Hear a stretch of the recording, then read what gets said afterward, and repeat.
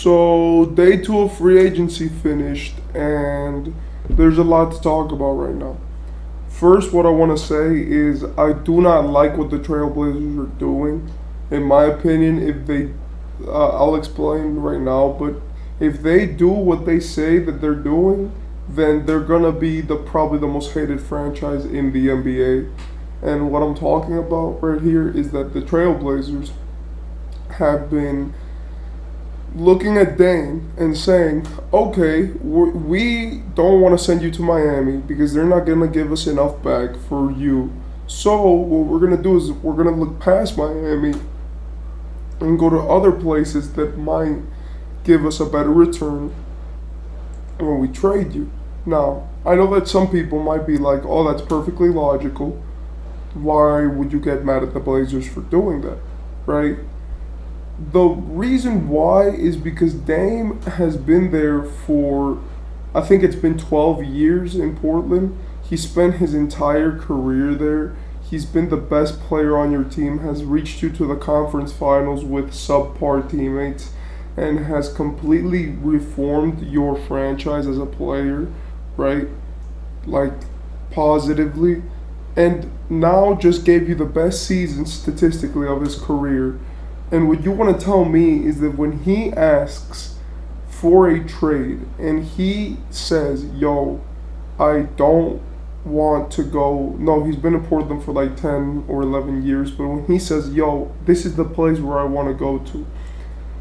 And you guys say, no, we don't. We're just going to ignore what you think. And we're just going to go based off of what we want, which is a star player in return, because apparently they're focused on winning.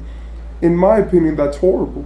Also, that the Trailblazers are really should be focused on rebuilding because they have Shaden Sharp and Scoot Henderson, which are both two phenomenal players, which are young and need to develop. You shouldn't be focused on winning right now. And that's really was the biggest story of day two of free agency. In my opinion, the Blazers are looking like a sad, horrible franchise, which, in my opinion, has showed extremely low class when it comes to just, really being like a good franchise and treating their players right. If I'm a player, after what they just did to Dame, I wouldn't want to go to Portland, not even close. So let's get into some other news. Damian Jones has been traded to the Cavaliers. I like this, but he's not going to get much minutes, let's face it. Damian Jones is a guy who plays center, and even though, yes, he's not a terrible player, he is below par, right? He can't rebound very well. And yes, even though he gets limited minutes, he hasn't really been a standout guy. The biggest thing in his career is that he's won championships with Golden State when he came into the league, but he didn't play, but he played barely any minutes. So, shout out to Damian Jones for being a champion, but the only thing that adds is maybe some championship experience and someone to just sit on the bench in case they need minutes. Jay Crowder staying with Milwaukee, I believe that's huge, for the Bucks. They've managed to now they signed Brook Lopez to a contract, so he's staying in Milwaukee. They signed Chris Middleton, and they managed to keep Jay Crowder. In my opinion, this is phenomenal. Dwight Powell is staying with the Mavericks. I do like this move. The Mavericks have been phenomenal when it comes when Luka can do his thing in the offense, and he's been one of the big players who has taken up a lot of those minutes at big men. And honestly, in my opinion, even though yes he had a rough season last year, they need big guys and they can't let any of them go. Right? Dillon Brooks signed. Wait, let's talk about this. Dillon Brooks signed an $80 million contract for 4 years with the Rockets. Now, I've never seen a team be so confused, and I'm going to get into that in a second. But to talk about the Rockets, they've signed Jock Landale for 4 years, $32 million. They've signed Dillon Brooks for 4 years, $80 million. We already talked about Fred VanVleet, and then they also signed Jeff Green for 1 year, $6 million. Now, what are the Rockets doing? If you're the Rockets, you had Alperen Sengun, right? You had Jalen Green. You had Josh Christopher. You had Kevin Porter Jr., and now you drafted Amen Thompson. They traded Josh Christopher due to a video of Jalen Green humping him, but like you had a lot of young players and you had way more. And this offseason, since you were so under the cap, right, where it requires teams to spend at least 90% of the cap, then they just decided to take their team, which was considered AAU Rockets or whatever you want to call it, and completely turn it into a completely different organization with bad vets and players who really can't do anything for your team apart from lose games. I don't know if this was a strategy, right? Like to overpay the hell out of Jock Landale, to pay the hell out of Jeff Green, right?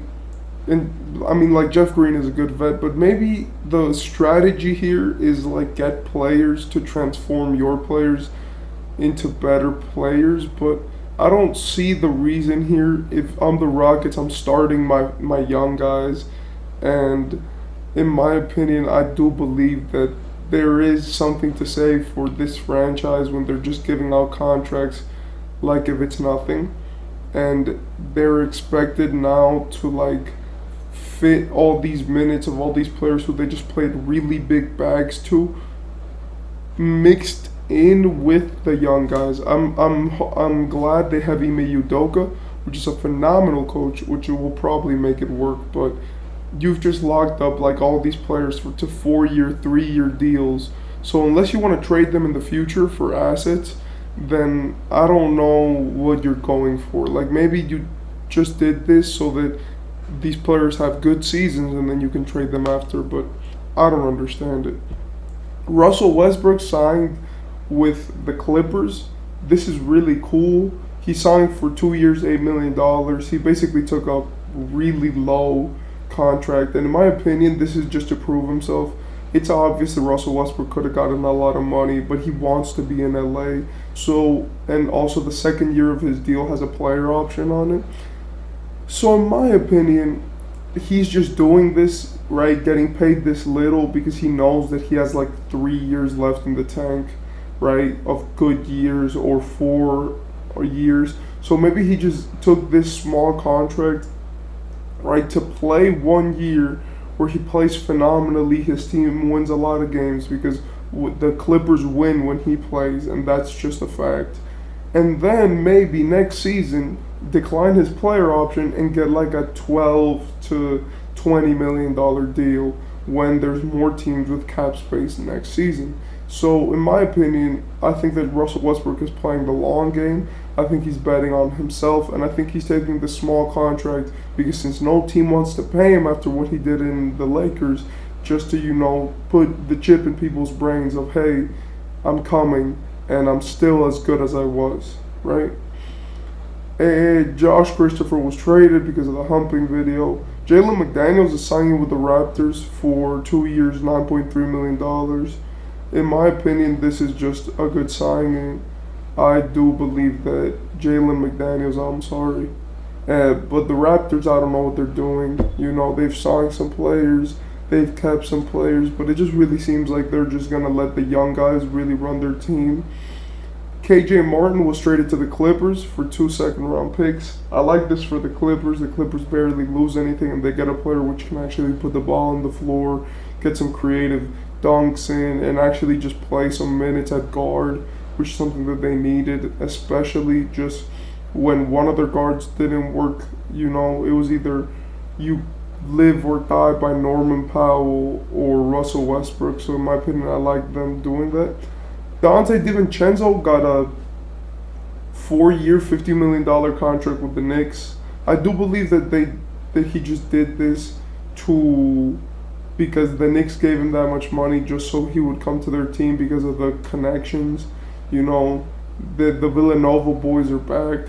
It's they have Jalen Brunson, they have Dante DiVincenzo, they have Josh Hart. Now they're only missing like Mikal Bridges, right? And I just believe that they did this just, to get first, he is a good player and he is going to help them, right, to stretch the floor and just be a guy who's been in a lot of good teams and around a lot of champions, and I believe he's a champion himself, right? But in my opinion, this was more, I think, due to the connection and just to have a player who's actually, won a championship before. And probably the biggest news of yesterday, apart from the Dame trade, has been the Sabonis extension. As we all know, Sabonis wants to stay in the Kings, and now, he got an extension, and in total, the amount is $217 million, right? So this means that I think it takes this season into account. So it's like, I think the $20 or $19 million that he's earning next season, and then they just added like $190 million to that, and I would like this, having Sabonis stay for the next 5 years. I believe that you're building around him and De'Aaron, and especially since you have I'm pretty sure they have a good amount of guys under contract for the next few years. I do believe that they can do this and not suffer from it, right? As they do have Kevin Huerter, Rashawn Holmes, Keegan Murray, De'Aaron Fox, and now Sabonis, all under contract for the long run. I do believe that you will have a lot of key players, also guys like Davion Mitchell, that you will have a lot of key players in this franchise, which now you could, take them and use them into 2025, which are going to be there for a long time. In my opinion, this was a good move by the Kings. So that's been free agency day 2. If I missed anything, I'm sorry, because this was much more sporadic than yesterday. But I do believe that I like the moves that were made. This one was much calmer, and I believe that for free agency day 3, we will want to expect anything related to James Harden or Damian Lillard.